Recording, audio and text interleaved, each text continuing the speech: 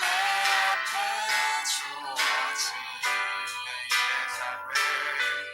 매일의 삶을 살다가 보면 그곳에 날 향한 길 섭리가 이뻐내지 같이 한 절씩 나눠서 읽겠습니다. 네, 1절부터 17절까지 제가 한 절, 여러분 한 절 내용을 잘 보시며 나누어 읽겠습니다. 1899년에 아르헨티나 그리고 칠레, 아마 이 국경을 사이에 두고 두 나라가 있는데요. 전쟁이 일어난 모양입니다. 우리나라도 전쟁을 겪어봐서 전쟁의 불행과 비극이 어떠함을 알잖아요. 어떤 이유 여하를 막론하고 전쟁은 안 일어나야 합니다. 근데 이 두 나라가 필연적으로 전쟁을 해야 할 상황이 됐는데 이 전쟁을 막는 사람들이 있었습니다. 그게 아르헨티나, 칠레 종교 지도자들이 일어났습니다. 이 전쟁을 막을 수 있는 길은 사랑뿐입니다 하고 두 나라 종교 지도자들이 사랑을 해야 한다 이렇게 강조를 했고요. 이 말에 양쪽 국민들이 설득력이 있어서 그래, 이 피비린내 나는 이 비극을 후손들에게 물려줄 수 없다. 우리 사랑으로 이것을 극복하자. 그래서 이 두 나라가 대포를 쏴서 서로에게 피해를 끼치려고 하는 무기 있잖아요. 이 무기를 다 녹여서 상징적인 동상 하나를 만듭니다. 국경에다가. 그 동상이 어떤 동상이었냐면 예수의 동상이었습니다. 그리고 그 밑에 글을 썼어요. 그는 우리의 평화이신지라 둘을 하나로 만드셨도다. 이렇게 썼다는 거예요. 100년이 지금 훌쩍 지났는데요. 지금도 그 동상이 자리 잡아 있고요. 두 나라는 그 후에 전쟁이 없었습니다. 여러분, 이 세상에서 가장 강력한 힘, 강력한 무기가 뭘까? 그건 여러분 대포가 아닙니다. 그것은 사랑입니다. 아멘이죠? 그래서 사랑은 어떠한 증오도 다 녹여요. 저는 우리 성도들과 함께 인생을 살면서 왜 그렇게 다투고 서로 미워하고 증오하고 이렇게 살까? 이건 제가 볼 때 가장 불행한 거예요. 근데 여러분 따져서 물어보면 다 원인이 있고 이유가 있습니다. 이유 없는 사람 어디 있어요? 여러분 이유가 100개 1000가지라도 그게 문제가 아니라 가장 중요한 게 하나 빠져버린 겁니다. 그게 뭐냐면 사랑이 빠져버렸어요. 그러니까 사랑이 빠지면 어떤 것도 우리의 가정과 우리의 삶을 행복하게 만들 수가 없는 거죠.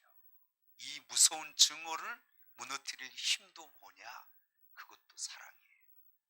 아멘이시죠? 그래서 사랑은 대포도 녹이고 원자탄보다 더 힘이 세고 돌이켰던 원수 같은 마음도 다시 돌려놓는 힘은 사랑뿐입니다. 그래서 하나님께서 우리에게 사랑하라 이걸 무척 강조하셨고 그리고 이 사랑을 몸소 우리에게 보여주신 거예요. 그래서 여러분 그리스도인이 뭐냐? 우리는 세상에 나가면 이마에 불도장처럼 그리스도인 이렇게 쓰여져 있는 건 아니잖아요. 세상 사람이 우리를 볼 때 뭘 보고 저 사람은 예수 믿는 사람이냐? 표지 같은 표식이 뭘까? 여러분 뭘까요? 옛날에, 요즘은 잘 못 본 것 같아요. 차 이렇게 뒤에 보면 물고기 이렇게 막 붙이고 다니는 차들이 있었어요. 차에 물고기가 이렇게 딱 붙어 있으면 그 사람 어떤 사람이에요? 맞습니다. 우리는 차가 무슨 차다 그건 모르지만 그 차에 물고기 마크가 붙어 있으면 저 사람은 예수 믿는 사람이구나. 그걸 표시로 알고 있거든요. 근데 여러분 이 물고기 표시보다 확실하게 저 사람 예수 믿는 사람이구나 이걸 알릴 수 있는 방법이 사랑입니다. 아, 저 사람은 저런 사랑을 하는 거 보니까 이건 예수 믿는 사람이야. 이 모습을 우리의 표시로 만들으셔야 합니다. 요즘 한국 교회가 이렇게 만이름 소금처럼 이렇게 많은 사람들에게 지탄의 대상이 된 것은 기도가 부족하고, 저는 이게 그렇다기보다는 우리 예수 믿는 사람이 세상에 사랑의 이 본을 못 보인 것 같아요. 여러분, 가정에 예수 믿는다 하고 교패 붙여놓고 매일 부부싸움 하는데 세상 사람들이 무슨 우리 기독교를 인정하겠습니까? 차라리 떼고 싸우셔야 됩니다. 그걸 왜 붙여놓고 부부싸움 합니까? 예수 믿는 사람은 저렇게 싸운다는 거예요. 부부싸움. 본을 못 보인 거예요. 사랑의 본을. 그래서 이렇게 비난을 받는다고 봅니다. 성도 여러분, 다른 것도 중요한 게 많지만, 그러나 진짜 우리가 예수 믿는 사람이라면 세상 사람이 누구든 인정하도록 우리가 사랑의 사람임을 예수의 표지로 이렇게 증거되고 나타내야 할 줄 믿습니다. 확실한 예수 믿는 자의 증거, 그건 사랑인데, 주님께서 이렇게 말씀하셨어요. 요한복음 13장 우리 34, 35, 오늘 본문 저 뒤쪽에 보면 한번 띄워보겠습니다. 한번 띄워주세요. 자, 34, 35. 네, 같이 읽어볼까요? 새 계명을 너희에게 주노니 서로 사랑하라. 내가 너희를 사랑한 것 같이 너희도 서로 사랑하라. 그 다음, 너희가 서로 사랑하면 이로써 모든 사람이 너희가 내 제자인 줄 알리라. 저게 중요해요. 세상 사람은 우리를 뭘 보고 예수의 제자인 줄 아냐면 뭐 성경책 들고 다닌다 이런 게 아니고, 서로 사랑하는 모습을 보면 아, 저 사람 예수 제자구나, 이렇게 인정한다는 거예요. 이건 주님이 하신 말씀이에요. 그래서 우리 주님이 돌아가시기 전에 서로 사랑하라 이 계명을 새롭게 주셨다는 거예요. 우리 주님 죽으시면서 마지막 세상을 떠나시면서 이거는 내가 주고 간다 하고 우리에게 이 새 계명, 이걸 사랑으로 우리에게 주셨다는 거죠. 제자의 표식이 다른 게 아니고 사랑하는 게 제자의 표식이다, 이렇게 우리에게 말씀하시는 거죠. 그럼 여러분, 이제는 알겠어요. 우리가 예수 믿는 자의 표지가 사랑이라는 건 알겠는데, 근데 여러분, 사랑을 모르는 사람이 있어요, 없어요? 세상에서 노래 부를 때 노래 대중가요 주제 중에 가장 많은 주제가 사랑이잖아요. 얼마 전에 이렇게 노래 이렇게 뭐죠 이거 이렇게 해서 그 1등 뽑는 거고 뭐라 그러죠? 네, 그거 할 때 어린 아이들도 나와서 경연합디다. 초등학교 6학년이래나 노래는 참 잘합디다. 근데 사랑이 무엇이냐고 이런 노래를 합디다. 초등학교 6학년짜리가. 그래서 막 노래는 진짜 잘하더라고. 그래서 사회자가 사랑이 뭔지 알고 불렀냐 그랬더니 이 꼬맹이가 사랑은 눈물의 씨앗이에요 이러더라고. 눈물의 씨앗인 사랑을 해봤을까요? 세상에도 사랑이 없는 건 아니에요. 그러나 여러분, 참 안타까운 건 세상의 사랑은 진실한 사랑이 아닙니다. 예수의 사랑이 아니에요. 이 사랑은 눈물을 흘려야 서로 증오하고 서로 원수가 되고, 정말 안타까워요. 이런 사랑은 하나님께서 주신 사랑이 아닌 거죠. 그러니까 목사님, 그럼 무슨 사랑을 해야 우리가 예수 믿는 자인 줄 알까요? 그걸 오늘 본문의 주님이 우리에게 본으로 보여주셨어요. 자신의 몸으로 보여주신 거예요. 이렇게 하라는 거예요, 사랑을. 오늘 우리가 배우면 됩니다. 아멘이죠? 예수님은 이 세상에 오실 때부터 자기가 어떻게 세상을 떠날 건 줄 알았어요. 이해되시죠?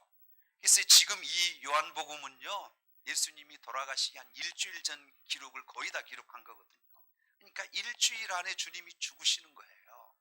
여러분 생각해 보십시다. 제가 이제 제 삶이 일주일 남았어. 제가 우리 사모님을 어떻게 대할까요? 제 삶은 일주일 남았어요. 우리 사모님을 제가 어떻게 대하겠어요? 진짜 사랑하다가 제가 가야죠. 우리 자녀들을 제가 어떻게 대하겠어요? 미웠고 마음에 안 든 부분도 있겠지요. 사람인데. 근데 제 삶은 일주일 남았어. 그럼 제가 어떻게 하고 가야 돼?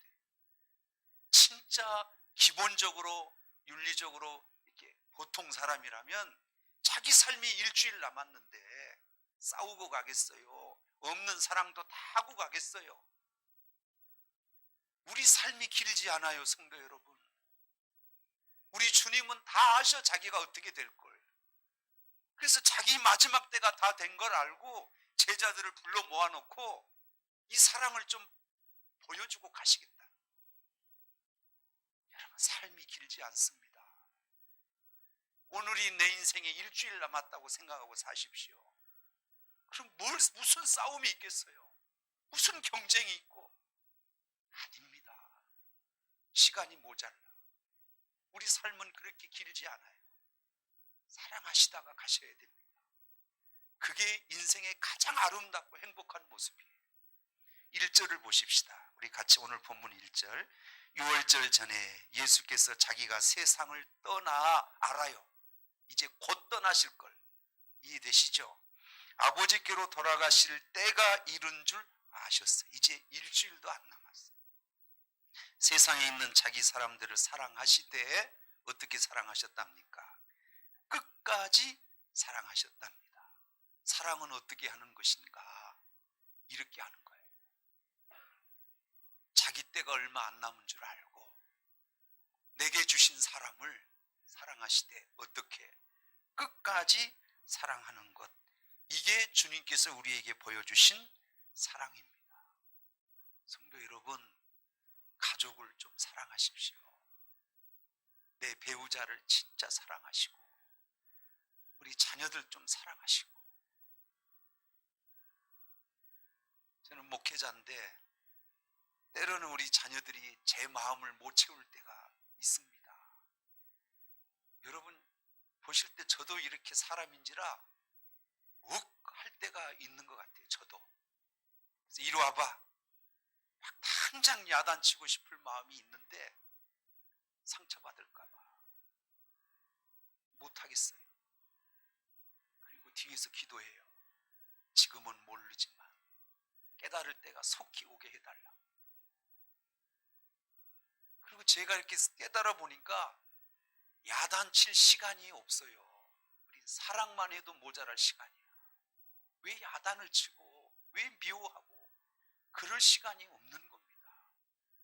우리 삶은 내일 어떻게 될지도 몰라. 아멘. 싸우지 마세요. 미워하지 마시고. 왜냐하면 시간이 없어요. 우리 삶은 길지 않아요. 아멘이죠. 2절을 보시면 제자들을 모아놓고 우리 주님이 겉옷을 벗으시고 대야에 물을 떠오시고 무릎을 꿇고 그 냄새나는 제자들의 발을 씻겠다는 거예요. 근데 오늘 2절 보시면 마귀가 벌써 시몬의 아들 가룟 유다의 마음에 예수 팔려는 생각을 넣었다. 그런데 예수님께서 발을 닦으려고 보니까 이 가룟 유다는 이미 마음속에 예수를 팔아버릴 생각을 하고 있는 겁니다. 이 가룟 유다는 예수 제자예요? 아니에요. 여러분 아무리 나의 제자지만 이제 며칠 있으면 자기를 돈 주고 팔아버릴 이 제자, 원수 같은 제자가 있는 거예요. 그래도 이 제자 발 닦아야 됩니까? 너는 죄외다 이래야 됩니까? 닦아줘야 됩니까? 제가 이 본문을 보면서 이 크리스톰이라고 하는 초대 교부가 있었어요. 이 교부가 이 본문을 이렇게 해석했더라고요. 제자가 12이 있잖아요. 우리 주님이 가장 먼저 발을 닦아준 제자가 누굴까? 베드로가 제일 먼저 닦였을까요? 이 크리스톰이라고 하는 교부는 이 본문 해석을 이렇게 했어요. 가장 먼저 주님이 발을 닦은 제자가 가룟 유다인데, 왜 그러냐면 가장 사랑하기 힘든 제자를 먼저 사랑해야 나머지 제자를 다 사랑할 수 있기 때문에. 그래서 가룟유다의 발을 먼저 닦으셨다는 거예요. 충분히 일리가 있는 것 같아요. 여러분, 진짜 힘든 사람을 사랑해야 나머지 모든 사람을 사랑할 수 있는 거예요. 할렐루야. 저도 이렇게 교회를 섬기다 보면 정말 힘든 분이 더러 계시거든요. 근데 제가 저분 못 사랑하면 나머지 성도도 못 사랑할 것 같고, 그래서 이 사랑을 할 수 있게 은혜를 달라고 많이 기도하지요. 성도 여러분, 자기에게 맡겨준 사람을 사랑하되 언제까지 사랑했냐면 끝까지 사랑했다. 대상이 누구든 간 상관없어요. 그게 나를 평생 찌르는 가시 같은 사람일지라도 하나님이 내게 주신 사람이라면 우리 주님처럼 그 가시 같은 사람도 끝까지 사랑하는 겁니다. 아멘이죠. 사랑의 원자탄이라고 하는 책을 쓰셨던 손영은 목사님 우리 아시잖아요. 자기 아들을 총으로 쏴서 죽인 그 원수, 자기 아들로 입양하잖아요. 양자를 삼잖아요. 그리고 그렇게 사랑을 베풀어서 목사를 만들잖아요. 이 손영은 목사님은 이 사랑을 아신 것 같아요. 사랑할 수 없는 원수를 자기 아들보다 더 사랑하는, 이게 사랑입니다. 이걸 보면 저 손영은 목사는 예수 믿는 사람 맞아. 그럴까요? 안 그럴까요? 그렇게 말하지요. 저게 예수 믿는 사람이야. 이렇게 말하겠죠. 이 세상에 눈물의 씨앗 이런 사랑 말고 진짜 주님이 우리에게 베푸시는 이 사랑을 해야 세상 사람은 우리가 저 사람 예수 믿는 사람이구나 이렇게 말하신다는 거죠. 우리 성도들의 가정을 보면 많이 마음이 아파요. 교회를 아무리 오래 다니셔도 이 사랑이 가정에 안 나타나면 세상 사람은 인정 안 합니다. 그래요. 여러분, 예수의 사랑이 우리 가정에서부터 일어나야 합니다. 아멘이죠. 그 다음에 우리 주님께서 우리에게 보여주신 사랑은 행동으로 보여주셨습니다. 누가복음 22장에 보면 이 사건 바로 전에 어떤 사건이 있었냐면 이 제자들이 무슨 생각을 갖고 있냐, 예수님께서 막 능력과 이적을 행하니까 로마 제국을 그 능력으로 다 무너뜨리고 이 예수 자기 스승이 왕이 될 것 같아. 그럼 이제 제자들은 미리 준비해야 됩니다. 우리 스승이 왕이 되면 누가 오른팔 되고 왼팔 되고 미리 좀 준비해놔야 되는 거 아닙니까? 맞죠? 그래서 예수님이 왕 되시지도 않았는데 이 제자들이 미리 작업을 시작해요. 누가 더 많이 예수님 앞에 희생했냐 헌신했냐 하고 누가 더 위에 가야 한다. 치맛바람도 일어납니다. 이럴 때 여러분, 제자들이 이 분위기가 어땠을까요? 서로 견제하고 서로 경쟁자로 삼고, 여러분 얼마나 피곤하고 얼마나 이 분위기 자체가 어려운 분위기입니까? 이때 주님이 모았어요, 이 다락방에. 그리고 이 사랑을 보여주신 거예요.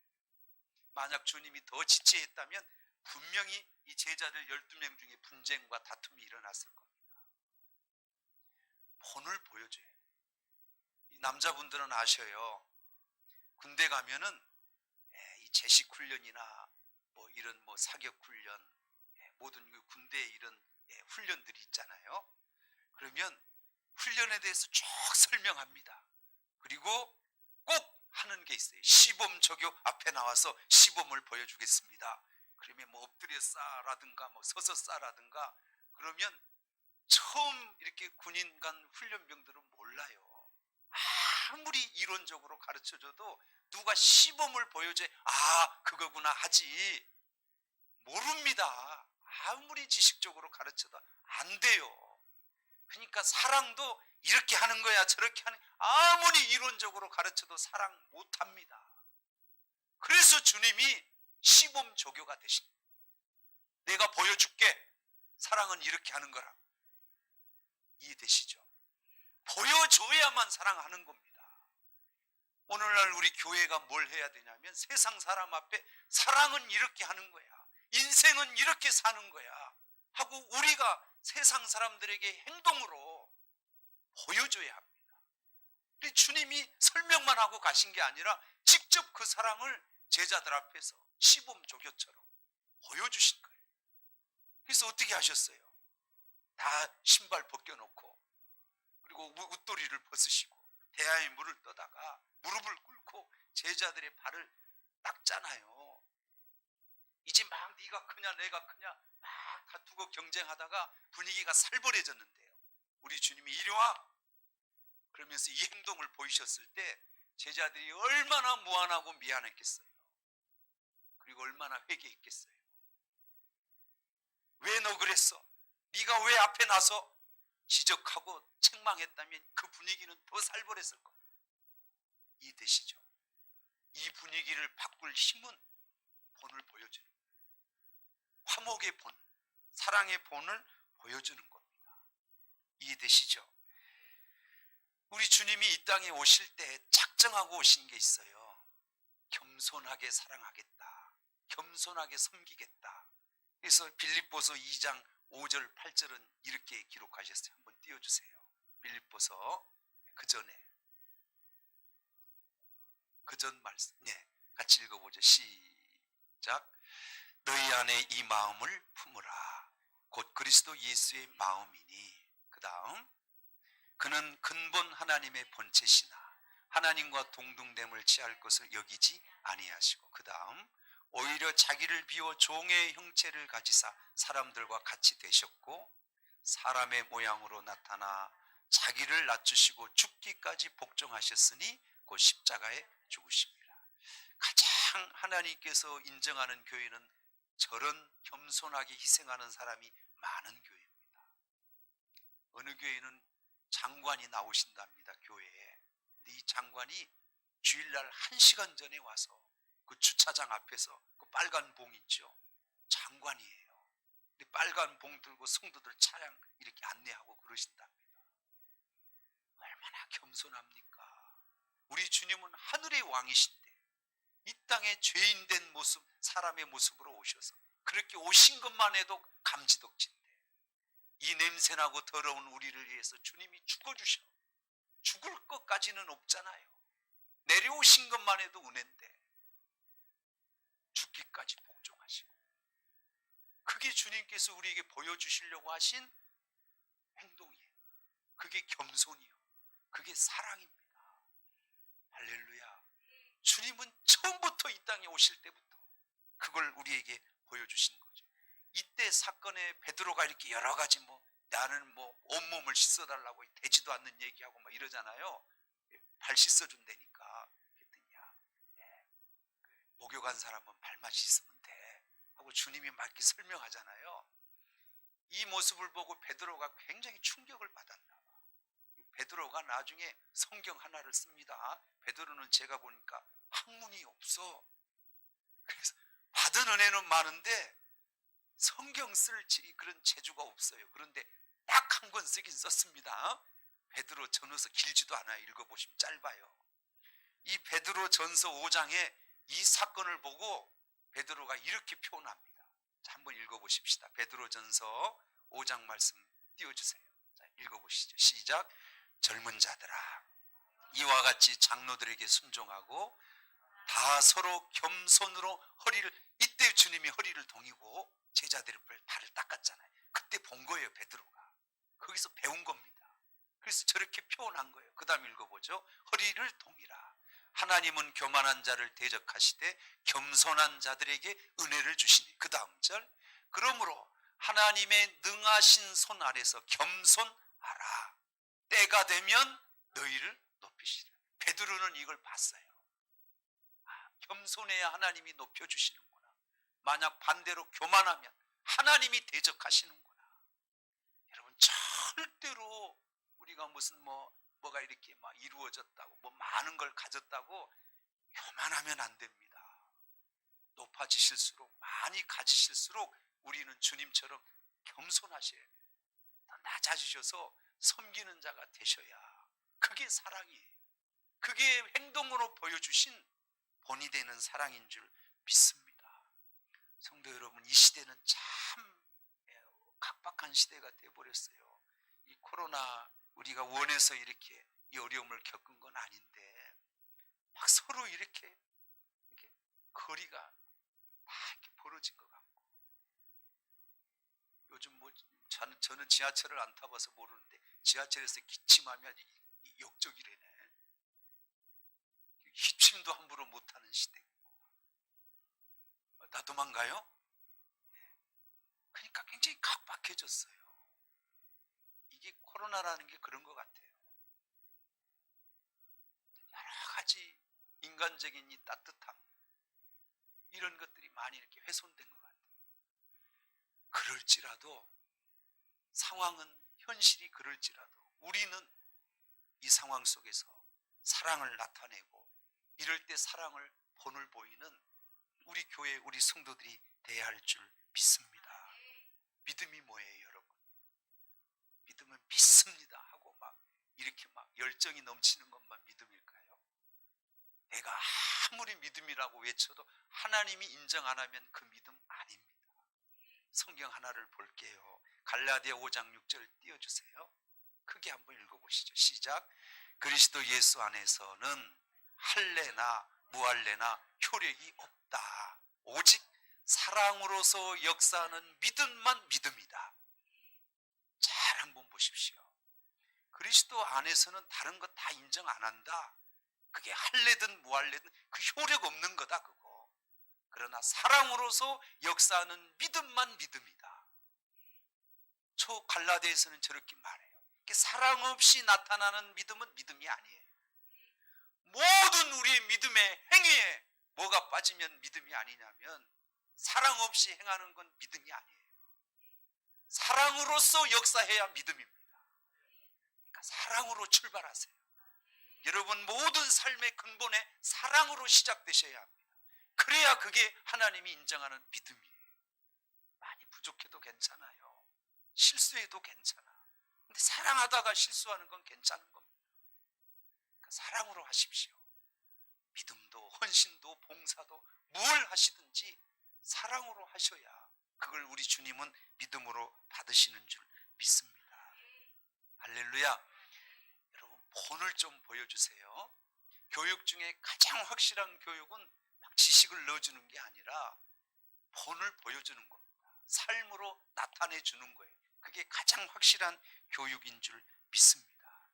오늘 본문 12절을 한번 읽어보겠습니다. 우리 본문 한번 보시고 12절. 그들의 발을 씻으신 후에 옷을 입으셨어요. 이제 다 하시고, 그리고 다시 앉아 그들에게 이르시되 내가 너에게 행한 것을 너희가 아느냐고 물어봐요. 자, 대야에 물을 떠다가 제자들 이렇게 쭉 씻으시고 옷을 이렇게 동여매시고 딱 앉아서 뭘 하나 물어보시고, 내가 왜 이렇게 했는지 아느냐, 이걸 물어본 거예요. 물어보십시다. 제자들이 알았을까요? 몰랐을까요? 그럼 모르는 걸 왜 했어? 예? 우리 주님은 알기를 원하시잖아요. 이 본문을 보면.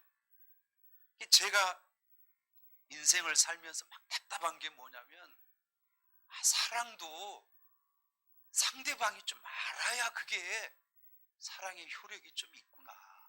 나는 막 베푸는데 상대방이 왜 이렇게 베푸는지 몰라. 그러면 이건 사랑이 좀 이상해. 무슨 말인지 알죠?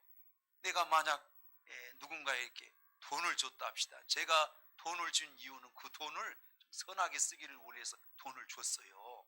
근데 이 내 마음을 모르고 돈을 이상하게 쓰는 거예요. 나는 사랑해서 돈을 줬는데, 주는 사람의 마음을 모르니까 쓰는 이 사람이 엉뚱하게 쓰는 거예요. 그럼 주는 사람은 뭐예요? 그 사람이 주는 사람의 사랑을 모르는 거잖아요. 무슨 말인지 이해되시나요? 그러니까 문제는 주는 사람의 사랑을 알기를 원해요. 주님도 내가 왜 이렇게 발을 닦았는지, 너희들을 내가 종처럼 너희들이 사실 스승의 발을 닦아야지, 스승이 어떻게 제자의 발을 닦겠느냐, 내가 이렇게 한 이유를 너희가 아느냐, 이렇게 물어보신 거죠. 제가 자녀들을 길러보니까 주님의 마음의 답답함을 좀 알겠어요. 주님은 우리에게 쏟을 수 있는 사랑을 다 쏟아주는데 우리는 그걸 몰라. 왜 십자가를 지셨는지, 왜 그 피를 다 쏟으셨는지 주님은 다 주셨는데 아느냐 물어보면 우리는 몰라요. 어머니가 왜 위대하시냐면 어머니는 그냥 쏟아줘요. 다 쏟아줘. 근데 받는 자식은 다 알까 모를까. 근데 이 자식이 나중에 이렇게 가정을 꾸리고 자식 키워가면서 그때 알아. 그리고 어머니 얘기는 어떤 사람도 머리를 숙이고 존경을 할 수밖에 없어요. 그 어머니의 사랑을 알기 때문입니다. 다 주는 사랑. 우리 주님이 그런 사랑을 주시고 알겠느냐? 내가 왜 이런지 알겠어? 그들이 잘 몰라도 주님은 그걸 본으로 보여주신 거예요.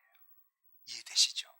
13절 조금 더 읽어 내려가 15절까지 보시죠. 시작. 너희가 나를 선생이라 또는 주라 하니 너희 말이 옳도다. 내가 그러하다. 14절. 내가 주와 또는 선생이 되어 너희 발을 씻었으니 너희도 서로 발을 씻어주는 것이고. 내가 왜 이렇게 했는 줄 아느냐? 내가 선생인 거 알지? 너희가 제자지? 솔직히 기본적으로 따지면 발은 제자가 스승의 발을 닦아야 되는 거 알지? 근데 왜 스승이 너희 발을 닦았어? 너희도 이같이 행하라고. 너희도 세상에 가서 너희가 윗사람이지만 이렇게 힘들고 어려운 아랫사람의 발을 너희가 닦아줘야 되는 거야. 그걸 보여주려고 내가 이 행동을 너희 앞에서 본으로 보인 거야. 알지? 어떻게 너희가 행해야 할지 자세히 가르쳐 주잖아요. 그러니까 여러분, 섬김은 낮은 사람이 윗사람을 섬기는 건 별로 표시가 안 나요. 당연한 거예요. 그러나 윗사람이 아랫사람을 섬겨야 그게 예수의 표시가 나는 거예요. 그러니까 섬기는 건 누가 섬겨야 그게 되는 거예요. 윗사람이 아랫사람을 섬겨야 그게 효력이 나타나는 거예요. 이해되시죠? 그래서 우리 교회는 지위가 높을수록 아랫사람을 섬겨야 되는 거죠. 이해되시죠? 제가 우스갯소리로 그런 얘기 하잖아요. 권찰님하고 집사님하고 싸우면 누가 이겨야 돼? 권찰님이 이겨야죠.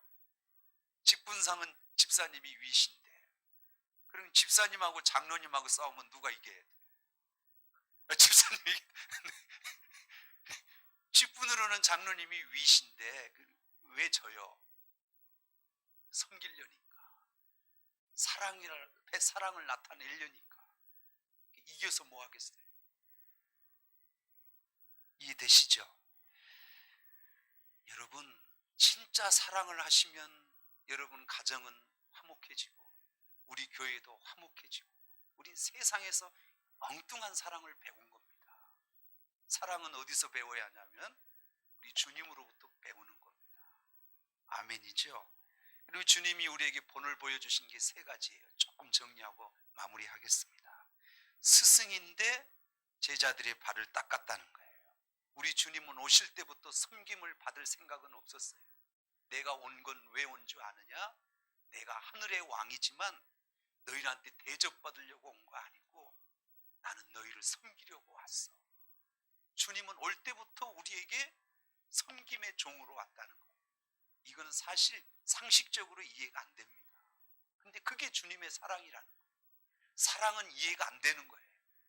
그러니까 윗사람이 섬기는 겁니다. 이해되시죠? 그래서 아까도 말씀드렸지만 교회에 이 사랑의 은혜를 경험하면 세상에서 뭐 장관이나 막 높은 지위에 있는 사람들이 막 주일학생 막 예전에 우리 그 주일학생, 지금은 요즘 주일학생들이 없어요. 예전에 제 시골 교회 가면 어른들은 별로 없어도 주일학생은 바글바글 했습니다. 이해되시죠? 근데 예전에 애들은 코를 그렇게 많이 흘렸어요. 그냥 코가 막 들어갔다 나왔다 막 이랬습니다. 그럼 여러분, 그때 제 기억에 시골의 장로님들은 손수건을 몇 개 갖고 다닙니다.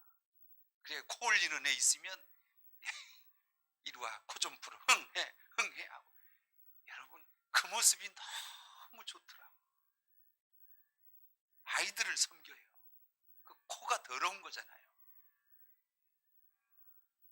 그게 교회예요. 이해되시죠? 별 아이들이 다 있죠. 별 아이들이. 그래도 여러분, 우리 어른들이 이 아이들도 섬겨줘야 합니다. 그래야 이 아이들이 나중에 깨닫고, 주님이 제자들에게 보여주니까 제자들도 그거 보고 배워서 그대로 하잖아요. 이 아이들도 철들면 하잖아요. 보여줘야 합니다. 누가 이 본을 보여야 해요? 먼저 된 자가, 앞서간 자가 이 본을 보여야 되는 거 아니겠습니까? 또 한 가지, 절대 이 사건을 잊으시면 안 돼요. 우리 부모의 은혜를 잊어버리면 불효막심한 자식이 되는 겁니다. 부모가 베푸신 사랑을 잊어버리지 말라, 이 말은 그걸 기억했다가 그 사랑을 베풀라는 거 아니에요. 그냥 기억만 하라는 건 아니잖아요. 주님도 똑같아. 이걸 기억해라, 이 말은 생각만 하고 있지 말고 너희도 세상에서 내가 행한 것처럼 너희도 행하라, 이렇게 말씀하신 거예요. 우리는 이걸 행해야 합니다. 행함이 없는 믿음은 그래서 믿음도 아니에요. 죽은 거예요. 그러니까 행하셔야 돼요. 배우면 뭐 하겠어요? 알겠어요 하고 안 하면 그게 뭐예요? 아무것도 아니에요. 죽은 거예요. 행하셔야 합니다. 아멘이죠? 그리고 또 한 가지, 아까 가론유다 얘기했잖아요. 주님은 저 같으면 이 가론유다 발은 안 씻고 싶을 거예요. 팔아먹을 원수잖아요. 근데 우리 주님은 제일 먼저 이 가론유다 발을 닦았다는 건 아니에요. 사랑은 내 마음에 해야 되고 저 사람은 안 해야 되고 이렇게 고를 대상이 없어. 사랑은 그냥 다 하는 거예요. 이 사람은 내 마음이 안 맞으니까 안 해. 저 사람은 내 마음이 맞으니까 내가 사랑해. 이런 게 아니고, 사랑은 하고 안 하고 대상이 없어요. 그냥 주님께서 우리에게 주신 모임, 만남, 사람이라면 내 마음에 맞고 안 맞고 그게 문제가 아니라 그냥 조건 없이 사랑하는 겁니다. 우리 주님은 제자들의 마음이 다 들어서 그 냄새나는 발을 닦으셨을까요? 그러지 않았을 겁니다. 다른 제자는 몰라도 가룟유다는 마음에 안 들었을 겁니다. 그런데도 가룟유다의 발을 닦으신 거 아닙니까? 요한계시록에 보면 7교회가 나와요. 그 중에 에베소 교회를 우리 주님이 책망하신 내용이 나오는데, 다 믿음도 좋고 본이 되고 다 좋은데 하나님이 굉장히 크게 책망하신 게 하나 있어요. 첫사랑을 잃어버렸다. 내가 이 사랑이 회복되지 않으면 촛대를 옮겨버리겠다, 이렇게 말하셨거든요. 그러니까 다른 건 다 잘해도 에베소 교회에 사랑이 빠져버리니까 우리 주님이 책망하시면서 촛대를 옮기신다 하잖아요. 다른 건 부족해도 뭐는 있어야 된다는 거예요? 사랑은 있어야 된다는 거죠. 에베소 교회가 사랑을 잃어버리니까 이렇게 큰 책망을 받은 거거든요. 오늘 우리 교회, 우리 성도들의 마음에 이 사랑이 식어버리고 사라지면 우리 주님 에베소 교회를 책망하시듯 오늘 우리를 책망하실 겁니다.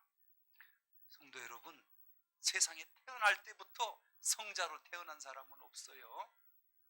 이걸 깨닫고 자기를 낮춰서 겸손하게 딱 남을 섬기다 보면 사람들이 저 사람 성자야 이렇게 되는 거지, 태어날 때부터 이렇게 성자로 점 찍어서 태어난 사람은 없다는 거예요. 우리는 그렇게 만들어져 가야 합니다. 왜냐하면 주님이 우리에게 보여주셨잖아요. 그 은혜와 사랑을 우리에게 주셨잖아요. 그러면 제자들처럼 우리가 이 본을 보여야 되는 거죠. 아멘이죠? 자, 15절부터 우리 17절까지 읽고 마치겠습니다. 15절 시작. 내가 너에게 행한 것 같이 너희도 행하리 하여 본을 보였다. 그러니까 이걸 너희도 해야 된다, 이런 말씀이신 거 아시죠? 16절 내가 진실로 너희에게 이르노니 종이 주인보다 크지 못하고 보냄을 받은 자가 보낸 자보다 크지 못하나니. 그러니까 이 얘기는 큰 자가 작은 자를 섬겨야 되는데 세상은 이게 안 된다는 거예요.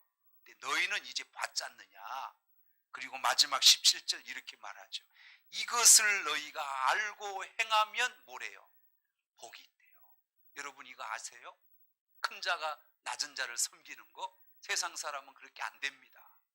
우리는 알잖아요. 이걸 알고 행하면 복이 있답니다. 그게 복이에요. 하나님이 채워주시고 하나님이 복을 주시겠다는 거예요. 근데 이거 교회 다니면서도 모르시는 분이 있거든요. 하나님께서 주실 복이 없는 거죠. 자, 여기까지 이해되셨죠? 서로 사랑하십시오. 다른 것 다 부족해도 주님께서 사랑하는 모습을 보면 이로써 너희가 내 제자인 줄 안다. 우리 예수 믿는 표지가 뭐예요? 표지가 물고기 그림 갖고 다니면 예수 믿는 자예요? 아니요, 그건 가짜일 수 있어요. 그러나 사람들이 볼 때 내가 높은 자고 내가 윗사람인데 섬기면서 사랑하는 모습을 보면 아, 저 사람 예수 믿는 사람이구나.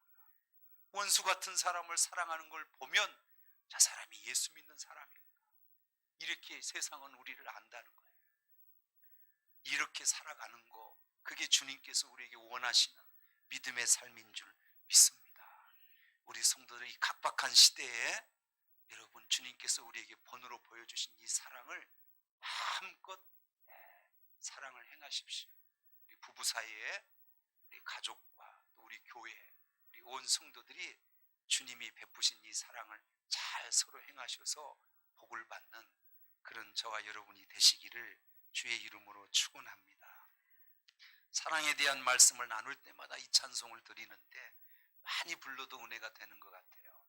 우리 같이 한 번만 더 찬양하시고 오늘 주신 말씀 기억하시며 우리 같이 한번 기도하는 시간 갖겠습니다.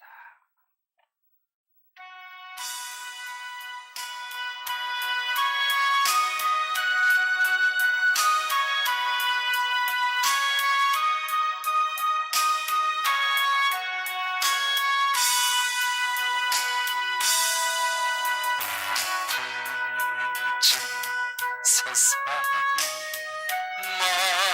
만났으니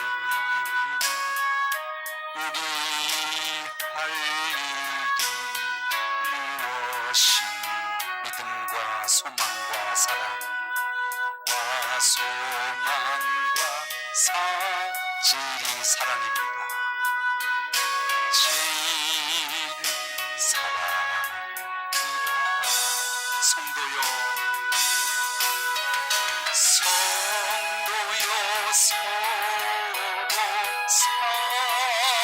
사랑하자. 끝까지 사랑하십시오.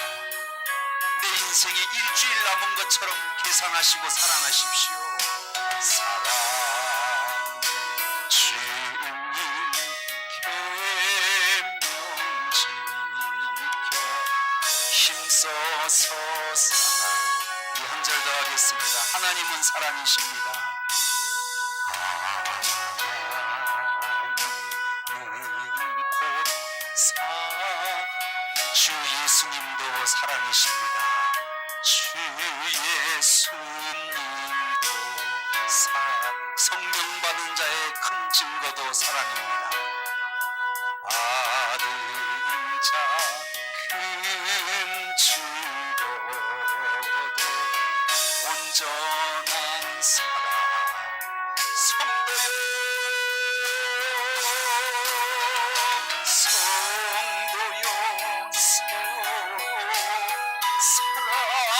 사랑하자. 아버지 사랑의 은사를 주시옵소서. 죽기까지 사랑할 마음을 주시옵소서. 사랑 주님 계명지켜. 우리 한 번만 더 고백합니다. 성도여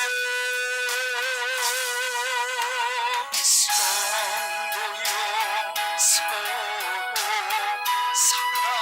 사랑하자. 아버지 사랑의 은사를, 사랑의 마음을, 사랑 주님 계명지켜 힘써서 사랑하자. 기도하겠습니다. 여러분 세상을 떠나실 때 남는 게 없어요. 재산 그것도 다 허무한 거고요. 업적 그것도 다 허무한 거. 여러분이 세상을 떠날 때 우리 자녀들이 내 부모는 나를 사랑했어. 내 부모는 나를 끝까지 사랑하고 가셨어. 내 남편은 내 아내를 나를 진심으로 사랑했어. 그것만 남습니다. 아버지 주님의 사랑을 실천하게 하옵소서. 오늘 주신 말씀 기억하시고 우리 힘차게 주님 한번 외치며 기도하겠습니다. 주여 할렐루야.